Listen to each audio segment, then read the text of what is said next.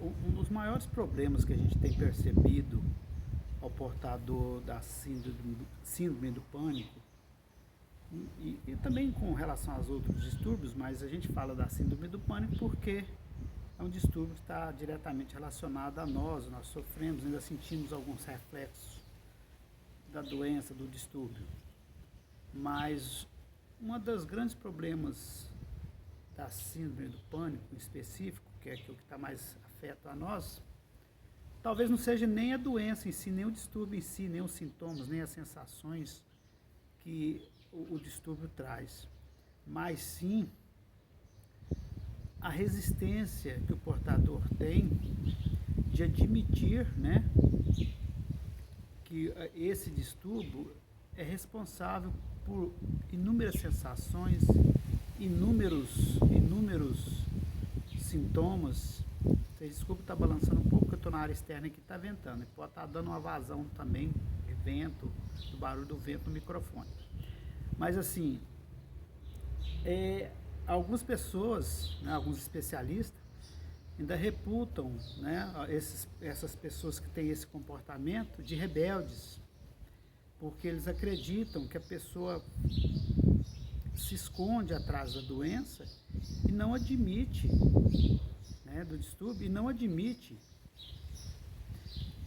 a complexidade da doença e que ela traz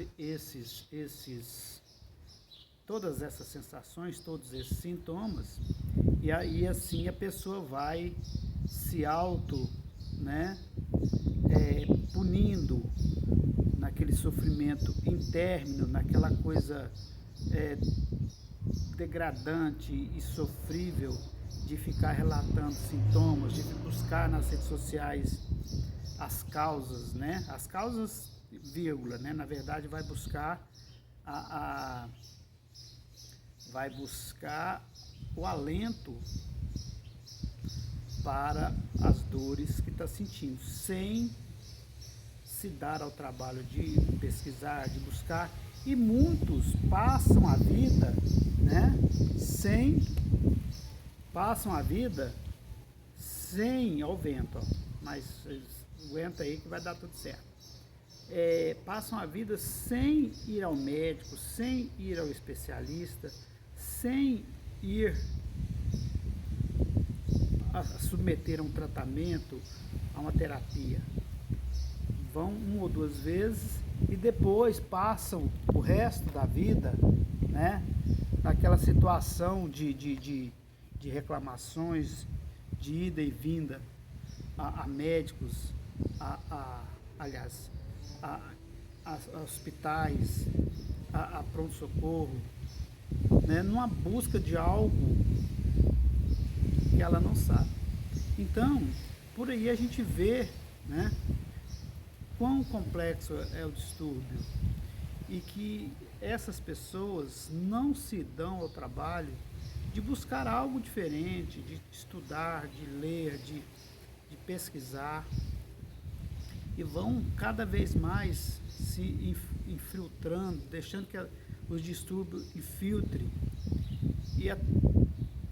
Isso é o especialista que fala, a rebeldia, a teimosia é tanta que elas não ouvem as outras pessoas, não se dão ao trabalho de pesquisar, de analisar, de ver, de assistir. E isso vai levando a pessoa a ficar mais fechada na doença, nos sintomas, nas dificuldades que a doença traz. Então,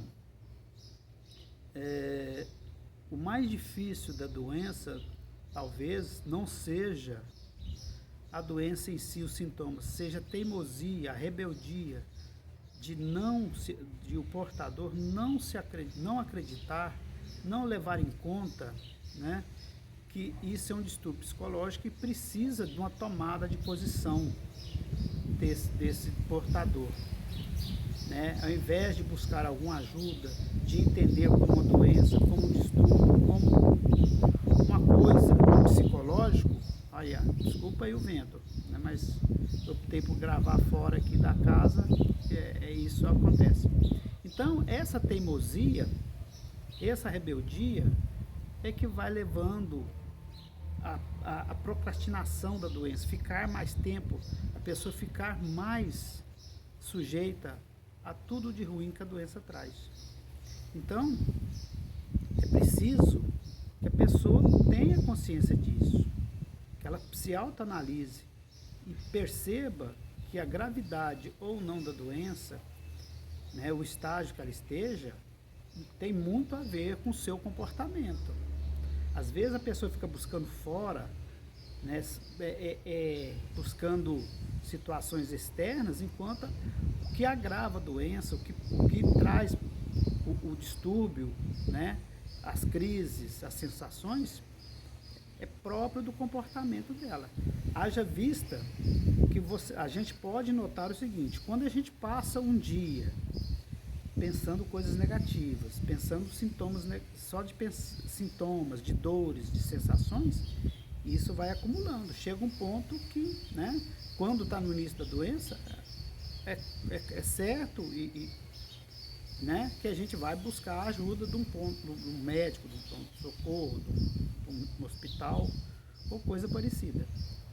Então, esse vídeo curto, eu quero dizer o seguinte, que a gravidade dos sintomas, né, das sensações, está mais ligada ao nosso comportamento do que à própria doença em si. Somos nós os geradores disso tudo.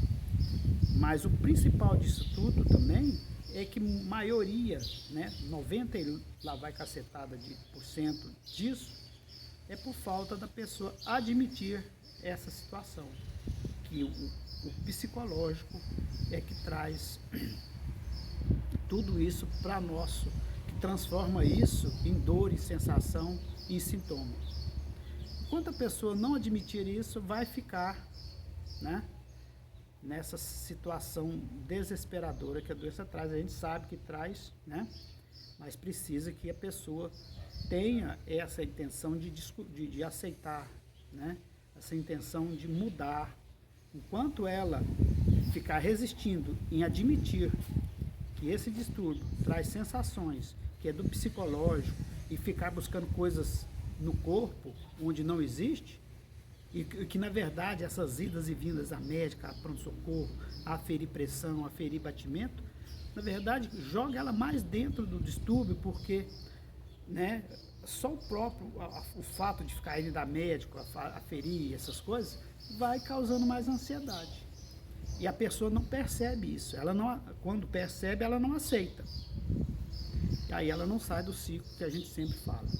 Então, gostaria que você... É mais um toque que eu estou dando, né? E seria bom que as pessoas, se não colocarem em prática, pelo menos se autoanalisassem e vissem se realmente isso que acontece com elas, né? Na verdade, as dicas que a gente dá é para que as pessoas pensem e coloquem nas suas realidades, né? Então é mais um toque que eu estou dando. Fiquem com Deus, até a próxima.